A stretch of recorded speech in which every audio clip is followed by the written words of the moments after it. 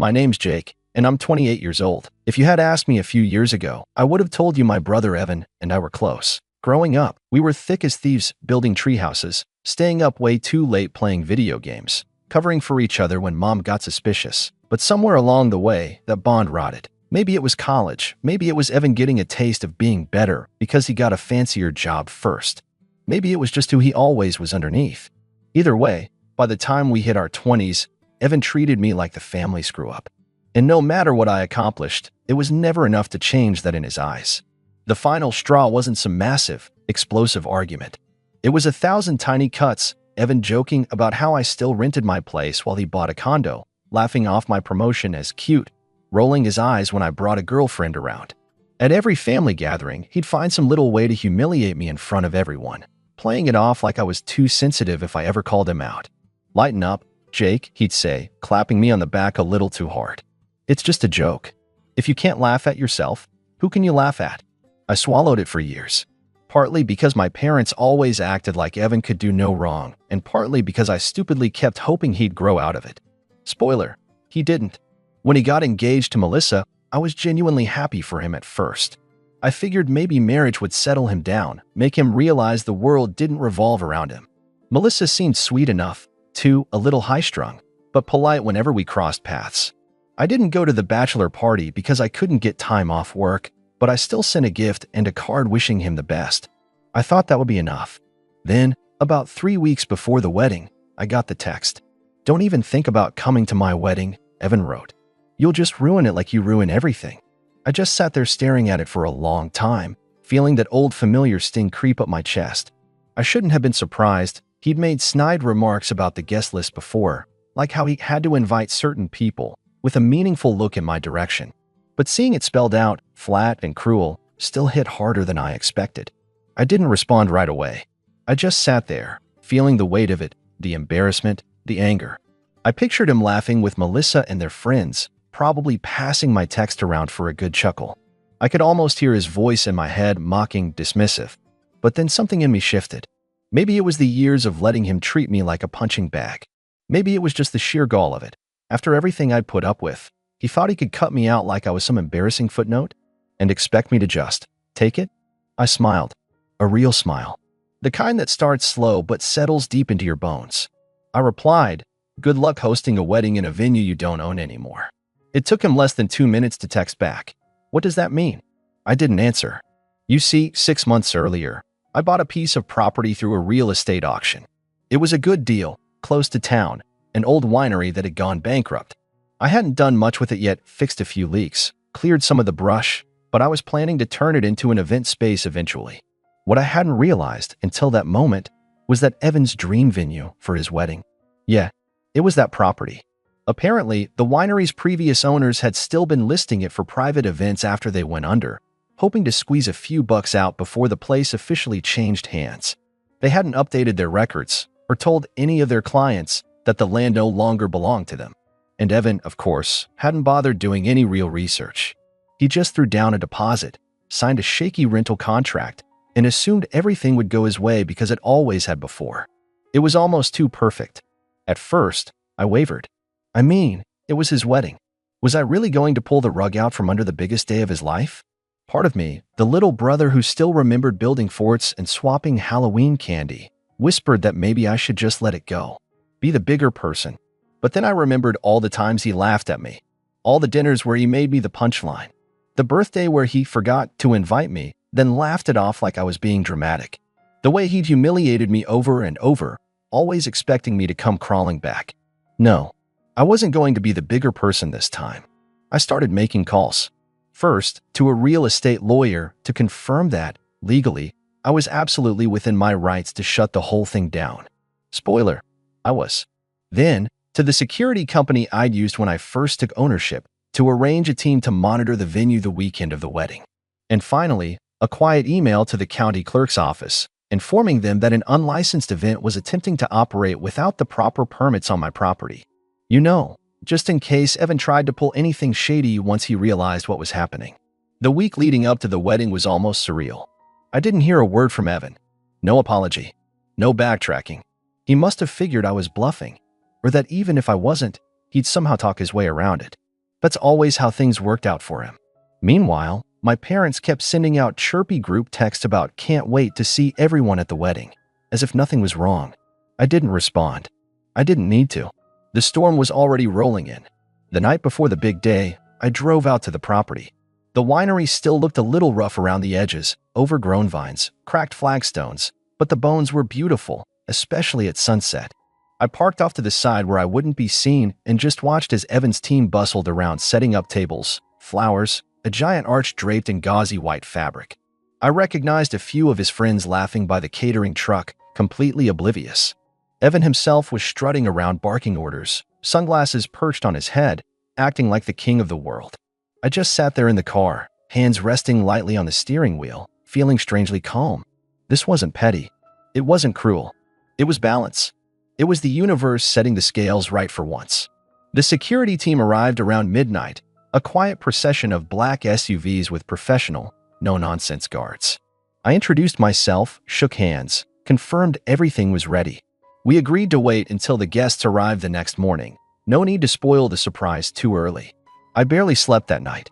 Not from nerves, but from sheer anticipation. Years of swallowing my pride, bottling up the hurt. It was all finally about to break free. The next morning dawned crisp and bright, not a cloud in the sky. I dressed neatly but casually, jeans, a button-up, sunglasses. I didn't need to make a scene. The situation would do that for me. I arrived a little before the ceremony was supposed to start. The parking lot was filling up fast, guests in suits and summer dresses laughing and chatting as they made their way toward the main lawn. A string quartet was tuning up somewhere behind the winery. And Evan, was standing near the archway, straightening his tie, a self-satisfied grin on his face. I leaned casually against my car, arms crossed, and waited. It didn't take long. At first, it was just a few murmurs, confused guests glancing around, clutching their little gift bags or trays of appetizers. Then, like a fuse catching fire, the panic spread. I watched as groups of people huddled together, whispering urgently. Bridesmaids in matching dresses shuffled awkwardly in their heels. One of the groomsmen pulled out his phone, clearly trying to call someone, his voice getting louder and more frantic by the second. Evan didn't notice at first. He was too busy grinning for pictures near the arch with Melissa, who looked stunning in her gown. For a brief second, watching them, I wondered if I was doing the right thing. If maybe, just maybe, I was ruining something bigger than just Evan's ego. Then I saw him glance over, frown, and start striding across the lawn, barking. What's going on? Who told the band to stop playing? One of the security guards, let's call him Tom, intercepted him. Tom was built like a linebacker, with a shaved head and dark sunglasses that reflected Evan's furious face back at him. Sir, Tom said, calm and professional. You need to clear the premises. This is private property. You're trespassing. Evan laughed, loud and incredulous. What are you talking about? I rented this place. Tom didn't even blink. Ownership changed. Event canceled. Please exit the property. By now, Melissa had caught up, her veil slightly askew and her face growing paler by the second. She tugged Evan's sleeve and whispered something urgently. Evan waved her off and turned his attention toward the crowd, his voice rising. Everyone stay where you are. This is a mistake. I paid for this venue. That was my cue. I pushed off from my car and walked forward, slow and deliberate, hands in my pockets. Heads turned as I approached. A few people gasped when they recognized me. I ignored them and kept my eyes locked on Evan. He spotted me when I was about 20 feet away. His face twisted into a snarl, like he'd just bitten into something rotten. You, he hissed, taking a step forward. What did you do? I stopped a few feet away, giving him a pleasant, almost pitying smile. I bought it, I said simply. 6 months ago. You might have known that if you bothered to do even a little research. You're lying, he snapped. I have a contract. With the previous owners, I said, shrugging, who no longer had the legal right to rent it out. That contract's invalid. Sorry. He opened his mouth like he was about to argue, then seemed to realize he was gathering an audience. Melissa's parents were standing nearby, their faces pinched with confusion and horror. One of Melissa's bridesmaids was openly filming with her phone, trying and failing to look discreet. Melissa clutched his arm again. Evan, she said through gritted teeth. Fix this. Now. He turned back to me, and for a second, I thought he was going to swing at me. His fists were clenched so tightly his knuckles were white. You're ruining my wedding. He spat. No, I said quietly, my voice carrying. You ruined our relationship years ago. This? This is just me finally choosing not to take it anymore. I saw something flicker across his face then, not just anger, but fear. The realization that he wasn't in control for once. That he couldn't smooth talk or bully his way out of this. He tried anyway. Fine, he said, forcing a tight smile. We'll pay you. Whatever you want. Just let us have the ceremony. We'll be gone in a couple of hours. I almost laughed. It was such a classic Evan move. Wait until the absolute last second, then throw money at the problem like it would magically erase everything. But I shook my head. Not for sale. His face crumpled. Behind him, guests were streaming back toward the parking lot. Mothers in high heels carrying crying toddlers. Men loosening their ties, muttering under their breath. The string quartet was packing up their instruments with brisk, efficient movements. The caterers were rolling their carts away. Melissa was crying now. Silent, furious tears. Her makeup was starting to smear. Security guards were gently but firmly guiding people off the property, making it clear this wasn't up for negotiation.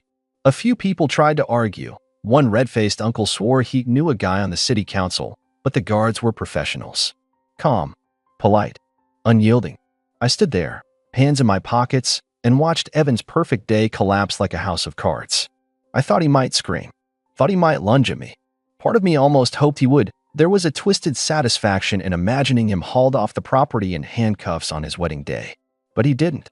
He just stood there, swaying slightly, looking around at the wreckage. His parents were red-faced and shouting at the security guards. Melissa's mother was sobbing into a handkerchief.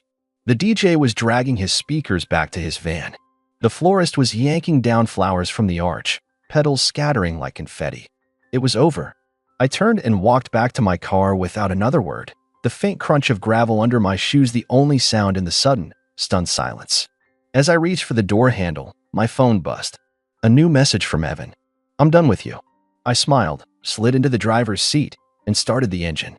I drove away slowly, savoring the view in the rearview mirror, Evan standing in the middle of the empty lot, shoulders hunched, while Melissa's veil blew sideways in the wind like some sad, abandoned flag. If there was ever a symbol for what their marriage would probably look like, that was it. I didn't head straight home. I needed to clear my head. So I swung by a little coffee shop I liked on the edge of town, the kind of place with peeling paint on the sign and mismatched mugs that felt more like visiting a friend's house than a business. I ordered a black coffee and took a seat by the window, pulling out my phone. The messages were already rolling in. The first few were from Evan, predictable rants. How could you do this to me? You're a psychopath. I hope you rot alone. I didn't bother responding. What could I say that my actions hadn't already screamed louder? Then came the messages from family. My mom's popped up first. Jake, call me. Now. Followed by, what have you done? Your brother is devastated. And then, we raised you better than this. I stared at that last one for a long time. Raised me better? This from the woman who, for years, chuckled along with Evan's digs, who patted me on the shoulder and said, don't be so sensitive, like I was the problem every time I dared show an ounce of hurt. Another text buzzed in. My dad, for once brief and blunt, we need to talk. I didn't answer. I just sipped my coffee and scrolled. There were a few unexpected messages, too. My cousin Brian sent a simple, about time someone put him in his place. An old family friend chimed in, saw the chaos. Honestly, you did everyone a favor. Even my roommate, who knew only bits and pieces of the drama, texted, dude, you're a legend. I couldn't help but chuckle at that one, low and bitter. A legend. Maybe. Or just a guy who finally got tired of being the family punching bag. An hour passed. 2. I watched the sunlight shift across the cracked floor tiles, feeling lighter. Emptier, too, but in a good way. Like breathing clean air after years of choking on smog. Eventually, I knew I had to head home. I couldn't hide in that little coffee shop forever, tempting as it was. When I pulled into my driveway, I noticed something right away, a car parked across the street, engine still running. A sleek, black sedan. Evan's car. He was leaning against the hood, arms crossed, jaw clenched so tightly I thought he might crack a molar. For a split second, I considered backing out and driving off again. But no, I was done running. I parked, killed the engine, and got out slowly, keeping my movements calm and measured. Evan pushed off the car and stalked across the street toward me. You think this is funny? He barked before I even closed my door. His face was red, veins popping at his temples. I shrugged, leaning casually against the car door. No, I think it's sad. You could have had everything you wanted today. You just didn't think the rules applied to you. The rules, he spat. You're my brother. Yeah, I said softly. I was. He stared at me, breathing hard. I could see him struggling, the gears turning behind his bloodshot eyes, trying to figure out how to spin this, how to guilt me, how to make himself the victim. It was almost impressive, in a way, how fast he could shift his narrative. He tried a different tactic. His voice softened, fake, syrupy. Jake, come on, man. It's not too late. Just, let's figure something out. I'll apologize. You want me to get down on my knees? Fine. Whatever you want. Just undo this. I shook my head slowly. That's not how it works. You don't get to treat someone like garbage for years and then expect them to bail you out the second it matters. You're ruining my life, he whispered, raw and shaking. I looked him dead in the eyes. No, I'm just finally letting you deal with the consequences of your own actions. He opened his mouth like he was about to argue, but nothing came out. Instead, he just stood there, breathing heavily, fist clenching and unclenching at his sides. And then, almost pathetically, he sagged, like a puppet with its strings cut. He turned and stomped back toward his car, muttering something under his breath, probably every insult he could think of. I watched him peel out of the neighborhood, tires screeching as he took the corner too fast. The adrenaline drained out of me all at once, leaving me shaky but exhilarated. It was over. Not just today, all of it. The years of being second best. The quiet dinners where my successes were ignored and my failures were magnified. The holidays where Evan was the golden boy and I was the afterthought. I went inside, kicked off my shoes, and collapsed onto the couch. My phone kept buzzing from across the room, but I didn't check it. I just lay there, staring at the ceiling, feeling the strange, unfamiliar weight of real freedom settle around me. And that's when a knock rattled the front door. I froze, sitting up slowly. Another knock, harder this time, impatient. I crossed the living room and peeked through the peephole. Standing there, arms crossed and face grim, was my mother. I stared through the peephole for a long moment, debating. A big part of me wanted to turn around, walk back to the couch, and pretend I wasn't home. But something in the way my mom stood there, rigid, arms clamped tight across her chest, foot tapping like she owned the place, made my stomach knot. She wasn't here to talk. She was here to fix me. Or, more accurately, to scold me into fixing what she thought I broke. I opened the door a crack, keeping my body between her and the inside of the house. Jake, she said sharply, like my name tasted bad in her mouth. We need to talk. I didn't move. About. She narrowed her eyes. Don't play dumb. Your brother is heartbroken. You embarrassed this entire family today. I leaned against the doorframe, keeping my face neutral. He told me not to come, so I didn't. Seems like I did exactly what he wanted. You know that's not what he meant, she snapped, voice rising. You humiliated him. On his wedding day. Funny, I said, my voice flat. All I did was enforce the fact that it's my property. I didn't prank him. I didn't ruin the catering. I didn't crash the wedding and make a scene. I just exercised my legal rights. You knew what it would do, she hissed. You knew it would destroy everything. There it was. The same tone she used when Evan failed a class and she blamed his teachers. When he crashed Dad's car and she blamed the road conditions. When he broke up with his high school girlfriend and she blamed the girl for not being good enough for him. It had never been Evan's fault. And now it wasn't his fault he hadn't checked the venue ownership before throwing his dream wedding there. It was mine because I hadn't let it go. I crossed my arms, mirroring her. You know what's funny? For years, Evan treated me like garbage. You laughed it off. You told me to be the bigger person. Well, guess what? Being the bigger person doesn't mean letting people walk all over you. You could have talked to him, she said, voice shrill now. Worked it out. Family is supposed to forgive. I let out a small laugh, one that tasted bitter in my mouth. Forgiveness only works when the other person's sorry. Has Evan even once said he regretted anything he ever did to me? Has he even once treated me like family, instead of an afterthought? Her mouth opened, then closed. For a second, she looked almost guilty. Almost. But then she straightened her spine, lifting her chin in that stubborn, proud way she always had. This isn't about you, she said coldly. This is about your brother. About what you cost him today. No, I said quietly. It's about you never holding him accountable. And now, for the first time in his life, he's facing consequences. And you can't stand it. The words hung between us, sharp and heavy. She stared at me like she didn't even recognize me. Maybe she didn't. Maybe, In her mind, I was still supposed to be the easygoing, smiling kid who took every slight with a shrug and a strained laugh. She stepped forward as if to push past me.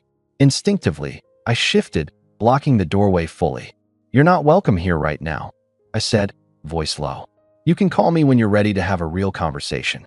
One that doesn't start with blaming me for your golden boy's mistakes." Her face flushed an ugly shade of red. "You'll regret this," she spat. "You're cutting yourself off from your family." I smiled, slow and tired. "Maybe, but at least I'm finally free."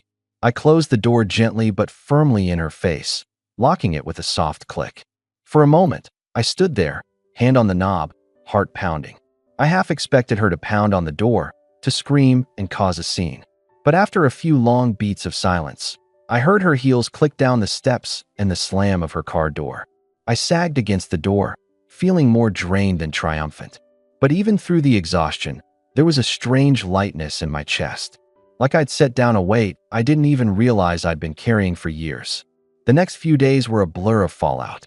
My phone blew up nonstop. Some family members sent angry texts. Others sent sad ones. A few cousins, the ones who had always quietly sided with me, reached out to say they understood. They even confessed they admired what I did, that they wished they had the courage to draw their own boundaries. I ignored most of it. At work, people kept asking why I seemed different. Lighter. Happier. I just smiled and said I'd done a little spring cleaning, the kind that didn't involve closets or garages. Evan didn't try to reach out again. Neither did my mom or my dad. Word got around that Melissa had been furious, not just at Evan, but at his entire family for the embarrassment. Their honeymoon was postponed indefinitely. I heard through the grapevine that Melissa's parents were considering suing the winery for emotional distress, until their lawyer explained they didn't have a case, because technically, the only person they could sue was Evan himself for negligence. Poetic, really. A few weeks later, I got an official-looking letter in the mail. For a second, my stomach twisted. A lawsuit? But no, it was from the county, notifying me that my request to rezone the winery into an official event space had been approved. I sat there in my living room, letter in hand, and laughed until my sides hurt. I spent the next few months fixing up the winery properly. I hired contractors to fix the leaks, landscapers to tame the wild gardens. I installed new floors, painted the battered walls, strung fairy lights between the old oak trees outside. It was exhausting and expensive and completely exhilarating. When it was finally ready, I held a small, private event, a soft opening, just for friends and a few hand-picked clients. It wasn't huge. It wasn't flashy, but it was mine. Standing there on that warm evening, music floating through the air, the vines rustling gently in the breeze, I realized something. I hadn't just reclaimed my dignity that day at the wedding. I'd reclaimed my future. No longer weighed down by toxic family dynamics. No longer trapped in a cycle of guilt and resentment. I was free to build something real, something lasting. And if Evan, or my parents, or anyone else couldn't stand to see me succeed without them, that wasn't my problem anymore. As the sun dipped low behind the hills, casting everything in a soft, golden glow, I lifted a glass of champagne and toasted, not to revenge, not to vindication, but to peace. Finally, after all these years, I had found it, and I wasn't giving it up for anything. Hey Reddit, I've got a story to share that's been eating at me for months. I know it's going to sound insane. It's about family, betrayal, and the crazy things that can happen when someone thinks they're entitled to everything. I'm Sarah. I'm 23, and I used to have a pretty normal life. Or at least I thought I did. Growing up, I was close to my parents, and things were, well, they were okay. Not perfect, but definitely far from dysfunctional. We lived in a modest home in a quiet neighborhood. My parents worked hard, and my older brother, Mark, had always been the golden child. Mark was the kind of kid who excelled at everything. Top of his class, athletic, and had this magnetic charm that made everyone adore him. I never really had that. I wasn't bad or anything. I was just average. It wasn't like we were ever enemies or anything, but there was this quiet, simmering tension. Mark was always the one getting the praise, the attention. I guess that's how I became the invisible one in the family. But that all changed when Mom passed. It was hard on all of us. Dad, of course, was devastated. He didn't really know how to cope with losing his wife, and his health started to deteriorate fast after that. He went from being this strong, proud man to a shadow of himself. I guess it was no surprise when Dad passed away just 6 months after Mom. But even with both of them gone, the one thing I thought would stay constant was our home. It was all we had left. The house was the one place I felt safe. But then things started to change. A few months after Dad's funeral, Mark called me up. We hadn't really talked much since the funerals. I think we were both still in shock. When I picked up, his voice was different, cold, formal, like he was some stranger. "Sarah, I need you to come over to the house. We need to talk about something important," he said. I didn't think much of it at the time. I figured it was about handling their affairs, maybe closing up some things. But when I arrived, I immediately noticed how different the place felt.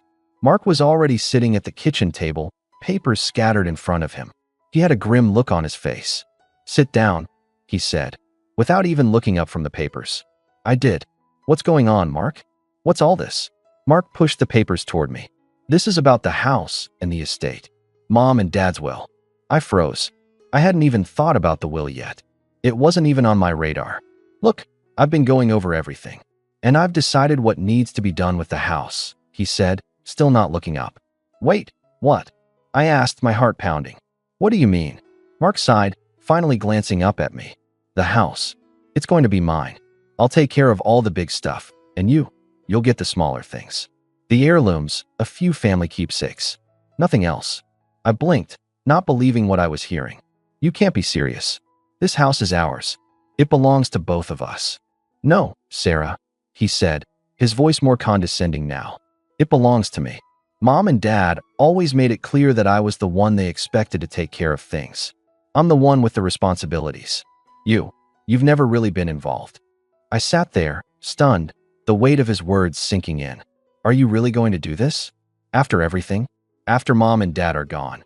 You're just going to take everything?" Mark's face hardened. "I'm doing what's right. I'm the one who has the skills, the connections. I'm the one who can manage all of this.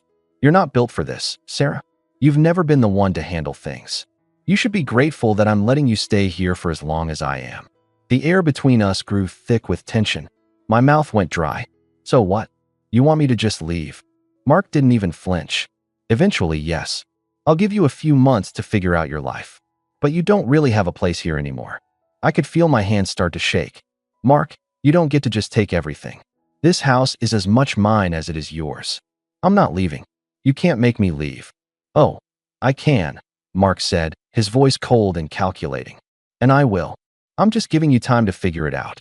But don't get any ideas, Sarah. I'm in charge now." I stood up, my chest tight with anger. "You can't be serious. You think you can just kick me out of my home? After everything that's happened, after Mom and Dad?" "Enough, Sarah," Mark snapped, standing up too. "I'm trying to be generous here, but you're pushing it. You're lucky I'm not taking more." I turned to leave, but not before I threw one last glance over my shoulder. "You'll regret this, Mark." "Whatever," he said, shaking his head. "Just get your stuff together. Don't make this harder than it has to be." I left without saying another word. As I walked out the door, I could feel the weight of everything. The betrayal, the loss, the anger, settling in like a heavy stone in my chest. The next few days were a blur of emotions. I couldn't believe what Mark was doing. He had always been entitled, but this was something else. This was cold, calculated, and I had no idea how far he was willing to go. But I wasn't going to just roll over and let him win. I started making plans. I wasn't going to let Mark get away with this. I began gathering everything I could, documents, evidence, anything that might help me hold my ground. I had no idea what I would do next, but I knew I couldn't just sit back and let him push me out. Then, a week later, things took an even uglier turn. Mark showed up at the house with a few movers, acting like he owned the place. His plan was to start clearing out the house, to pack up everything that he wanted. "Mark, what are you doing?" I demanded, standing in the doorway. He turned to me, his eyes glinting with something dangerous. "You don't get to tell me what to do anymore, Sarah. This is my house now." I couldn't believe what was happening. It felt like my whole life was falling apart, and I was powerless to stop it. "You think you're going to get away with this?" I said, my voice shaking with a mix of anger and fear. Mark smirked. "You're not in a position to stop me. You're just a guest in my house now. Get used to it." The argument with Mark felt like it had just started, but the tension was already unbearable. His smug expression and the way he was throwing his weight around made me want to scream. I couldn't stand how he was acting, like everything mom and dad worked for was just his to take. I felt completely powerless, like I was being suffocated by his entitled attitude. "Mark, you can't just come in here and do this. You don't even know what you're doing," I shouted, pacing back and forth in the hallway. He rolled his eyes and started grabbing more of my things, tossing them in boxes like they were meaningless. "I'm just doing what needs to be done. I don't know why you're making such a fuss. You should be thankful I'm even letting you stay here. You don't get to tell me what to do. This house is as much mine as it is yours." I snapped, clenching my fists. The anger boiling inside me was starting to cloud my thoughts. Mark's face hardened, and he took a step toward me, almost like he was ready to physically shove me out of the way. "You're not in charge here." "I am. I'm trying to be generous, but you're making it difficult." I stepped back, not wanting to escalate things further, but my heart was racing. Every word out of his mouth felt like a slap to my face. I couldn't believe he was acting like this, as if I had no right to anything my parents had worked for, as if I didn't matter. With my heart pounding in my chest, I spun around and headed for the stairs, needing some space to think. I couldn't stay in the same room as him any longer without losing it. I was about to lose control. I made my way up to the second floor, avoiding the movers who were still rummaging through the rooms, taking things that weren't theirs to take. I needed to get away, to cool off, to just breathe. The door to my parents' room stood ajar, and I hesitated for a moment. This room hadn't been touched since they passed away. It felt sacred, but I was desperate to escape Mark's presence and needed some solitude. So I pushed the door open and stepped inside. The room was just as it had been when Mom and Dad were alive. Quiet, serene, like nothing had changed. Their bed still had the same comforter, and their dresser had the same framed photos on it. It was almost like they were still there. But I couldn't stand being surrounded by memories anymore. I walked to the window, staring outside at the garden below, trying to gather my thoughts. I had to figure out what to do next, because I wasn't about to let Mark win. I needed a plan, something that would give me leverage. Then, my eyes caught a glimpse of something sticking out from under the drawer of the nightstand next to Mom's side of the bed. Curiosity got the best of me, and I pulled the drawer open, expecting it to be a piece of old paperwork or maybe one of Mom's keepsakes.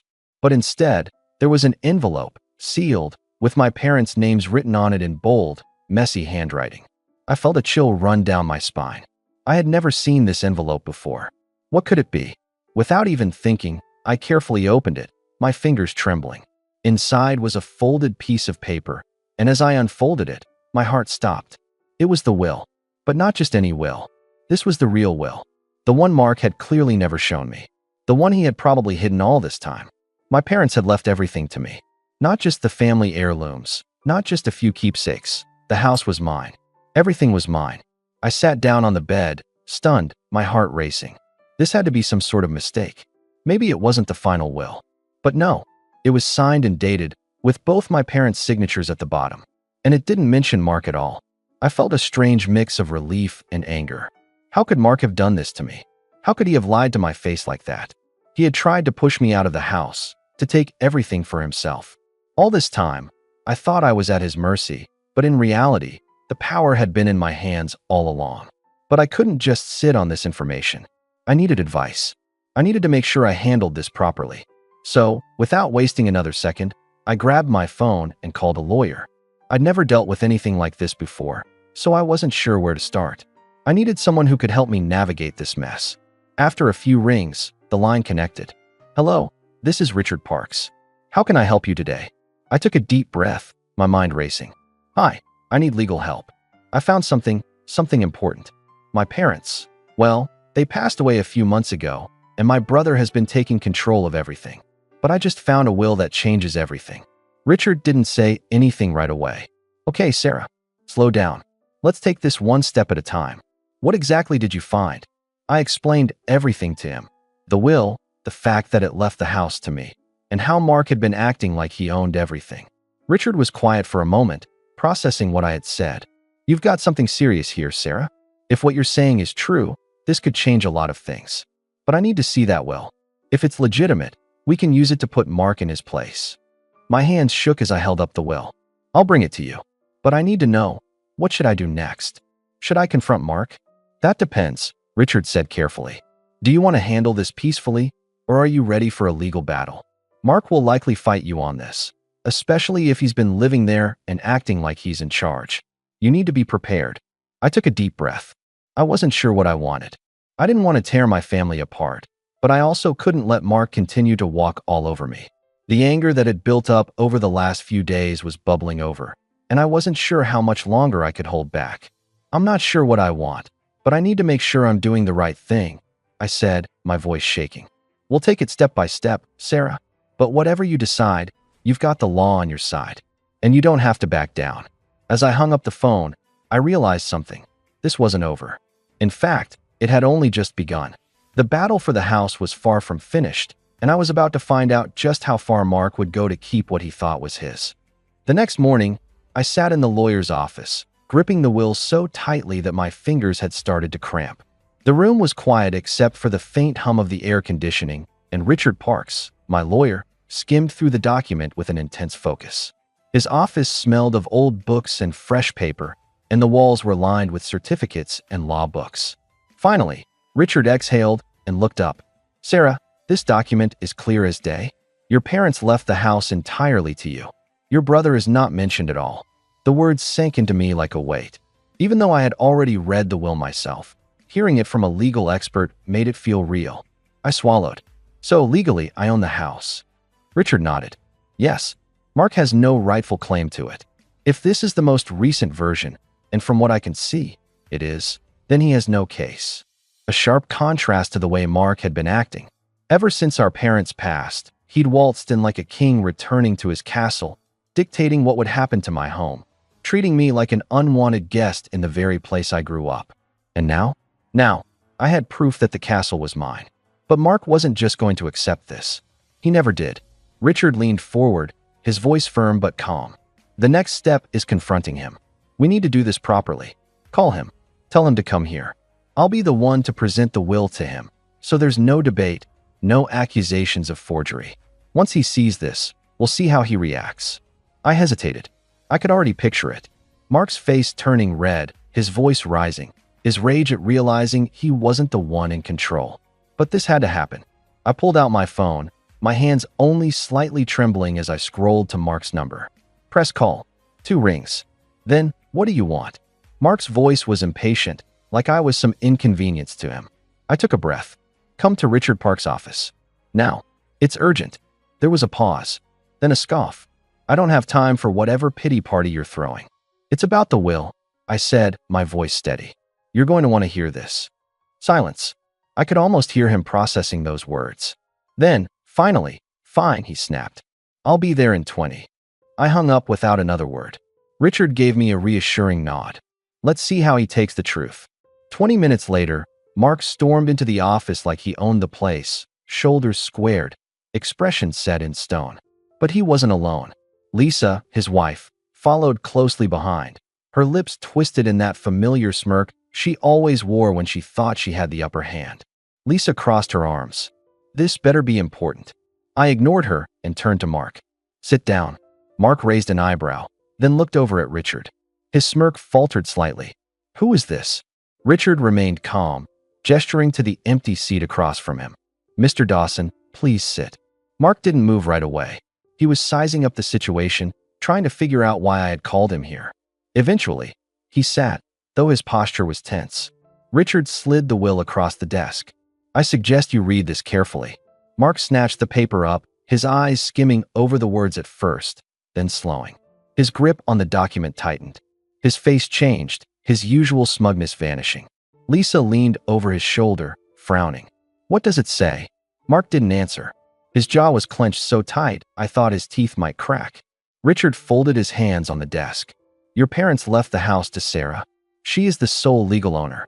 As of now, you have no rightful claim to it." Mark slammed the paper onto the desk. "This is bull." He cut himself off, his nostrils flaring. "No, this isn't right. They told me I would get everything." Lisa snatched up the will, scanning it quickly before her face twisted in disbelief. "This doesn't make any sense. There must be another will, one where Mark gets the house." I crossed my arms. "Then feel free to find it. But this is the legally binding document." Mark was breathing hard now, his fingers curling into fists. "This is fake." Richard stayed perfectly composed. It's not. This was signed and notarized. Your parents' legal representatives would confirm the same. Mark shot up from his chair, knocking it backward. You think you can just steal this from me? His voice was low, dangerous. Lisa was shaking her head furiously. We'll fight this. We'll contest it. Richard sighed. You can certainly try, but I'll warn you, contesting a legally valid will is expensive, time-consuming, and almost never successful. Mark's eyes snapped to me, and for the first time, I saw something underneath his anger. Panic. For months, he had acted like this house was already his. Like I was just some obstacle to get rid of. But now he realized he was the obstacle. His voice dropped to a growl. You think this is over? I met his gaze, unwavering. No, Mark. I think it's just getting started. Mark's face was red with fury, his fist clenched so tightly his knuckles were turning white. Lisa was gripping his arm, whispering something, probably trying to calm him down, or, more likely, strategizing their next move. But no matter how much they schemed, they couldn't change the facts. The house was mine. Still, Mark wasn't the kind of person to accept defeat gracefully. This isn't over, he spat, his voice barely above a growl. Richard remained unfazed. Legally, it is. But if you'd like to spend thousands of dollars trying to contest a valid will, be my guest. I'm confident any judge will side with Sarah. Mark glared at me like I had personally stolen something from him. Like I was the one being unfair. This was supposed to be my house. I exhaled slowly, my patience running on fumes. You keep saying that, Mark, but why? What made you think you were entitled to it? He scoffed. Because I'm the man of the family.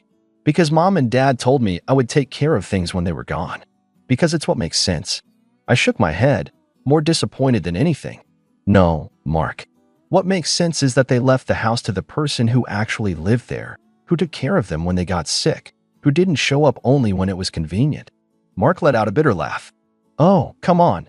You were just their charity case. They didn't want to hurt your feelings. Lisa nodded eagerly. That's right. Maybe they wrote this will before they realized you wouldn't be able to handle a house on your own. I turned to Richard. There's no older will, right? Richard shook his head. None that hold any legal standing. This is the most recent, signed, notarized, and properly filed. Your parents were clear in their wishes. Mark's expression darkened. This is a setup. You must have found some way to trick them into signing it. I laughed, actually laughed. Are you serious? You think I manipulated them into leaving me the house? Unlike you, I never asked them for a single thing. Lisa crossed her arms. Well, what are you going to do now, huh? Kick us out? Throw out your own family? And there it was. The guilt trip. The same tactic they had been using since day one. I didn't flinch. Mark, Lisa, you have 1 week to pack up and leave. Mark's eyes widened. You can't be serious. I nodded. Oh, I'm very serious. I let you walk all over me because I thought that's what family did. We supported each other. But you? You tried to steal from me, humiliate me, and erase me from my own home. I owe you nothing. Lisa scoffed. This is unbelievable. Mark slammed his fists on the desk. You're gonna regret this. Richard, ever the professional, folded his hands. I'd advise you to be careful with your words, Mr. Dawson. Threats don't look good in legal disputes. Mark stormed out, Lisa trailing behind him, still muttering under her breath. I let out a shaky breath. It was over. I had one. Mark and Lisa dragged out the move until the last possible day, but I had the law on my side. With an official eviction notice and a firm deadline, they had no choice but to leave. They didn't go quietly, though. Mark ranted on social media about how I had betrayed my family, painting himself as the victim. Lisa made petty remarks every chance she got. But in the end, it didn't matter. The house was mine, just like my parents wanted. And as I sat in the quiet, in the home I had fought so hard to keep, I finally felt at peace. Let me know in the comments what you think about this whole situation.